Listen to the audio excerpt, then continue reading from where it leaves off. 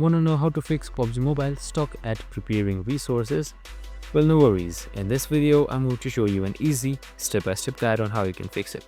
It's super simple, so let's get right into it. Now, first things first, simply open up your PUBG Mobile application. Make sure the problem is still there. If it's still there, you can just simply restart your application once. And make sure you have also a proper and stable Wi-Fi. You can switch between Wi-Fi and data if not. Now, next thing, just simply head towards your app settings. Just hold the icon and head towards app settings. And once you're there, on the bottom right side, you can see clear data. Just simply select it and you can select clear all data directly and then set OK. So this will delete all data and your PUBG's data will be reset. Now you can open up and it should work normally. And that's it. Super simple and easy. If it still doesn't work, simply restart your device or just reinstall the game itself. I hope this video helped. If it did, make sure to like, subscribe and tune in with us for more of these videos. See you in the next one.